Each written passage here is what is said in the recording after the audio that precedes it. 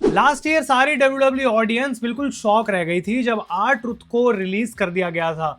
वो डेट कभी कोई भूलेगा नहीं, 1 जून 2025 की, जब इस बंदे को निकाल दिया गया था। इतना लॉन्ग सर्वेंट है भाई तुम्हारी कंपनी का, आखिर ऐसा क्या हो गया कि तुम्हें इस बंदे को रखने के लिए भी तुम्हारे पास पैसे नहीं बचे हैं।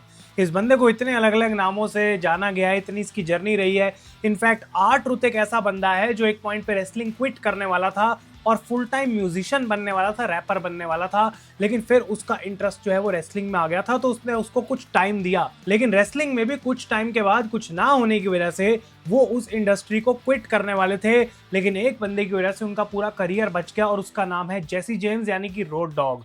और उस पॉइंट पे रोड डॉग की वजह से R-Truth को WWE में आने का मौका मिला, उनका टैग टीम पार्टनर बनने का मौका मिला। इनफैक्ट R-Truth और रोड डॉग ने मिलकर म्यूजिक भी बनाया और एक्सचेंज में R-Truth के साथ रहते रहते रोड डॉग ने अपनी ड्रग और अल्कोहल एडिक्शन को ओवरकम किया और खुद को उन्होंने सोबर भी कर लिया।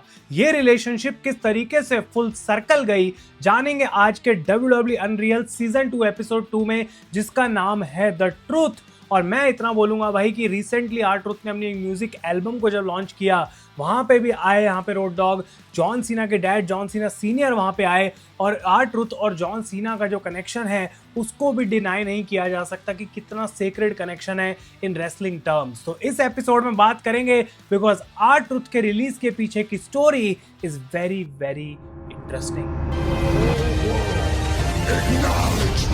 तो गाइज, मैं हूं आयुष और आप देख रहे हैं रेसल इंडिया।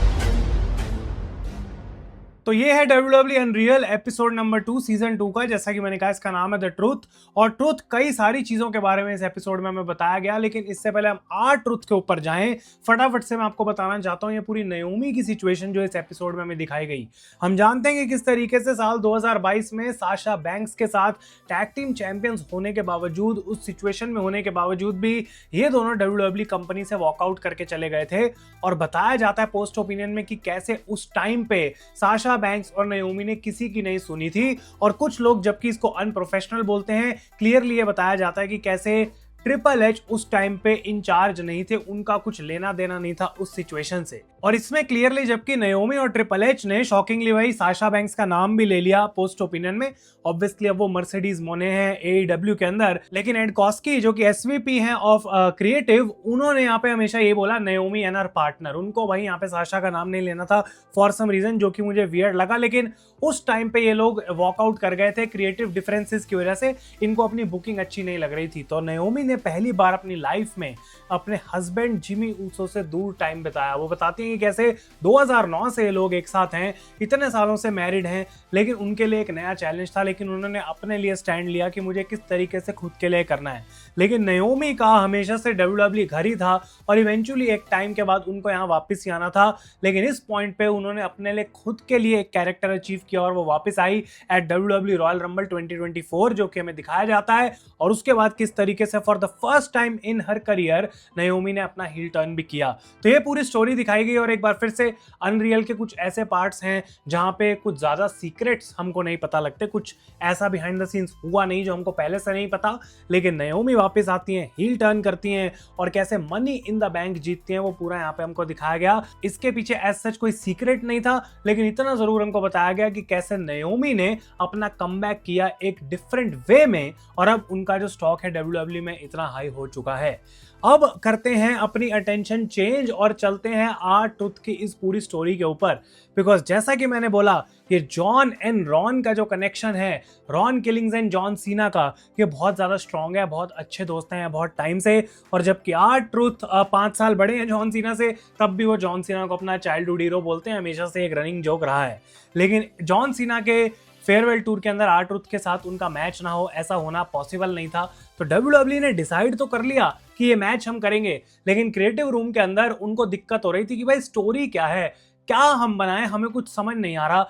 एक आइडिया पिच करा जाता है, कहते हैं कि R-Truth ने बोला है कि उसको अपने बाल काटने हैं SNME के अंदर। ट्रिपल एच कहते हैं कि भाई बाल काटने हैं, इसका क्या मतलब है। तो उन्होंने ना उस टाइम पे वो आइडिया डिनाई कर दिया। वो कहते हैं भाई हम क्या इसकी स्टोरी दिखाएं कि R-Truth को बाल क्यों काट रहे थे अपने, बस जस्ट बिकॉज उसको गंजा होना है तो उसको अपने बाल कटवा लेंगे, और स्टोरी में कोई सेंस नहीं बन रही। तो क्लियरली इस एपिसोड में क्रिएटिव की तरफ से एडमिट करा गया कि उनके पास कोई स्टोरी लाइन नहीं थी इस मैच के लिए। एंड आई होप कि जब अगले सीजन आएंगे वहां पे अगर सीना का कुछ दिखाते हैं तो और भी बहुत सारे मैचेस में वो ऐसे बताएं कि भाई हमको नहीं पता क्या करना है, बिकॉज यही कुछ रियलिटी दिखी थी जॉन सीना के फेयरवेल टूर की। तो इस पॉइंट पे R-Truth का जो मैच होता है जॉन सीना के साथ, वो हम सबने देखा है SNME में। ट्रिपल एच बैकस्टेज शॉक थे कि R-Truth के कपड़े रॉन सीना एग्जैक्टली जॉन सीना जैसे ही कपड़े वो पहन के आ गए। वो जोक करते हैं कि तू जॉन सीना ही है ना, R-Truth तो नहीं है ना, तो R-Truth कहाँ पे है। तो ये सब मजाक मस्ती जरूर चल रही थी, लेकिन जैसे ही WWE ने R-Truth के साथ ये मैच किया जॉन सीना का, उसके बाद उन्होंने उनको टाटा बाय बाय बोल दिया। मे भी इसीलिए कोई स्टोरी लाइन भी नहीं थी। 1 जून 2025, जैसा कि मैंने पहले भी बताया, वो पूरी वेव ऑफ सैडनेस एक शॉकिंग पॉइंट था सारे रेसलिंग फैंस के लिए कि R-Truth जैसे बंदे को जो है वो रिलीज कर दिया गया है।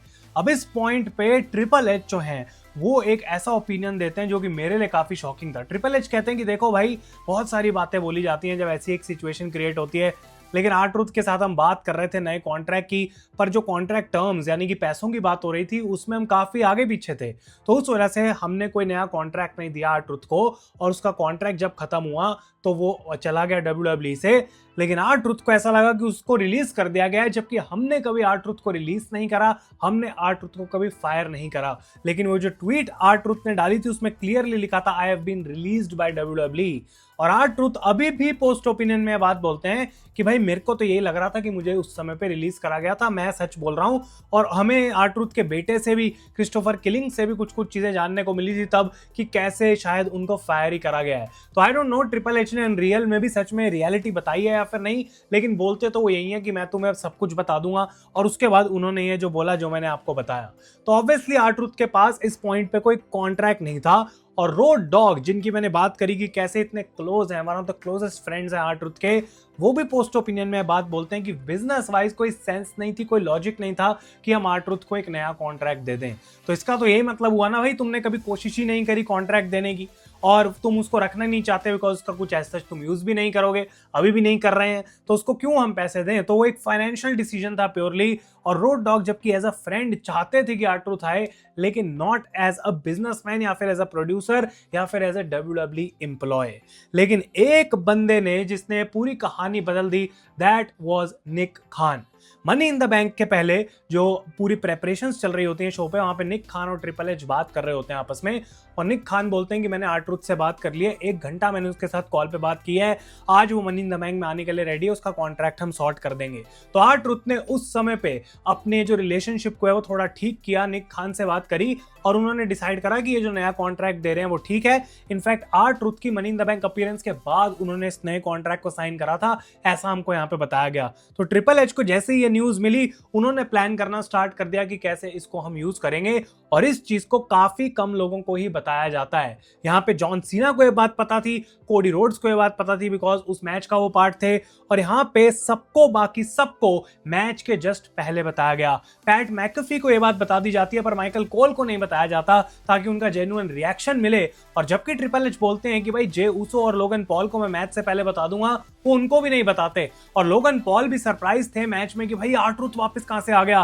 तो WWE ने क्लियरली इस बात को बहुत ज्यादा सीक्रेट रखा था। भाई मैच में भी जो बंदे इन्वॉल्व थे उसमें से सिर्फ जॉन सीना को ये बात पता थी, कोडी रोड्स को ये बात पता थी, इसके अलावा किसी को ये बात नहीं पता थी। दोनों बंदे जे ऊसो और लोगन पॉल को भी अंधेरे में ही रखा गया था इस बात को लेकर। तो ये बहुत अच्छी चीज है कि इसी वजह से वो सीक्रेट रह पाया कि R-Truth यहाँ पे शायद नहीं आएगा, किसी और को नहीं पता था। उसी वजह से पूरी क्रेजी पॉप हमको मिली, और उसी वजह से सारी backstage moments, beautiful moments create हुई इस मैच के बाद, जहां पे R-Truth वापस आते हैं। लोगन पॉल शॉक्ड हो जाते हैं कि भाई तू आ गया वापस, बहुत खुश थे वो जेन्युइनली। रिया रिप्ली, बेकी लिंच, सारे लोग R-Truth को अपने आसपास देख के इतना खुश हो गए कि भाई ये बंदा वापस आ गया। और स्पेशली अपने उस दोस्त के साथ, रोड डॉग के साथ एक फुल सर्कल मोमेंट हुई। और भले ही जबकि वो काइंड ऑफ चाहता नहीं था कि इसको हम कॉन्ट्रैक्ट दें, लेकिन एज अ फ्रेंड अगर WWE ने वो चीज करी थी तो रोड डॉग उस बात का बुरा क्यों मानेंगे। उनके लिए बहुत खुशी की बात थी कि उनका दोस्त फाइनली वापस आ चुका है। लेकिन इस पॉइंट पे R-Truth को अभी भी अपने बाल काटने थे, तो वो ट्रिपल एच को बोलते हैं कि अब मंडे नाइट रॉ पे फाइनली मैं वो चीज करने वाला हूँ। ट्रिपल एच कहते हैं ठीक है भाई तू कर ले, जहां पे उन्होंने वो प्रोमो कट करा, अनाउंसर्स टेबल पे खड़े होके अपने बाल काटे, और उन्होंने ये बात, जो रीजन बताई अपने बाल काटने का, वो ये था कि भाई देखो, जॉन सीना के इस मैच के बाद, रिटर्न करने के बाद ऐसा लगता है मैंने खुद को ढूंढ लिया है, ये मेरा नया फियर जो है वो हट चुका है, अब मैं नई चीज को अनलॉक कर रहा हूँ कुछ, तो मेरी नई लुक भी आएगी। लेकिन जो और भी फनी रीजन उन्होंने दिया वो ये कि भाई मैं तो गंजा हो रहा था, इसलिए मैंने सोचा चल भाई अब सही टाइम आ गया बाल काटने का।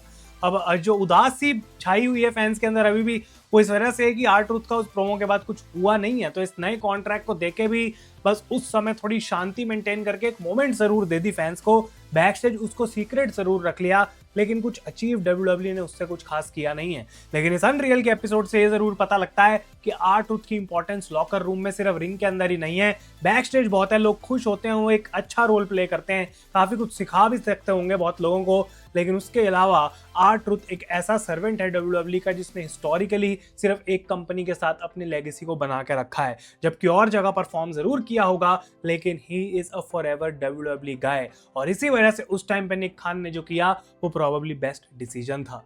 Next episode is going to be a banger, और उसके लिए मैं वेट नहीं कर सकता हूं आप लोगों से वो शेयर करने के लिए। अगर ये वीडियो आपको अच्छी लगी हो इसे लाइक करें। तब तक के लिए thank you so much for watching. मैं हूं आयुष और आप देख रहे हैं रेसल इंडिया।